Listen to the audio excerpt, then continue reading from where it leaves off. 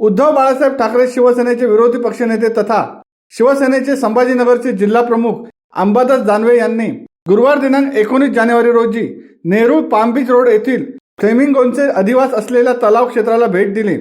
सदर भाग विकासाच्या नावाखाली नष्ट होण्याच्या मार्गावर आहे, त्यामुळे हा फ्लेमिंगो अधिवास शिवसेना वाचवणार असा इरादा अंबादास दानवे यांनी जाहीर केला। यावेळी त्यांच्यासोबत शिवसेना रायगड जिल्हा प्रमुख श्रीदादा घरत, नवी मुंबई जिल्हा प्रमुख विठ्ठल मोरे, NMC अधिकारी जितेंद्र रावल, नवी मुंबई उपजिल्हा प्रमुख प्रकाश पाटील, पनवेल तालुका संपर्क प्रमुख योगेश तांडेल, महानगर समन्वयक दीपक घरत यांच्यासह पर्यावरणवादी सुनील अग्रवाल आदी उपस्थित होते। हे तलाव क्षेत्र वाचवण्यासाठी पर्यावरणवादींच्या लढ्याला शिवसेना उद्धव बाळासाहेब ठाकरे पक्षाचा पाठिंबा असल्याची ग्वाही अंबादास दानवे यांनी दिली। पर्यावरणाच्या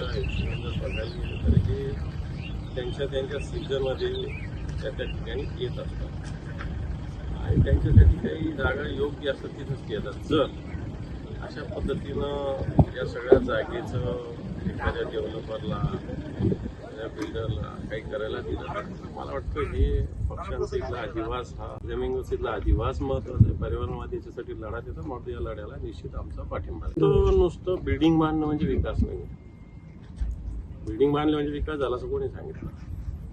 अशा पद्धतीनं परदेशी पक्ष इथं येणं हे सुद्धा एक विकासाचाच भाग आहे, कारण शेवटी माणसाला त्याचा एक वेगळ्या पद्धतीचं पर्यावरणाचा आनंद पण लुटता आला पाहिजे। अशा पद्धतीनं अशा पक्षांना अधिवास करण्याची सुद्धा व्यवस्था असली पाहिजे, आपली जबाबदारी माणसाची।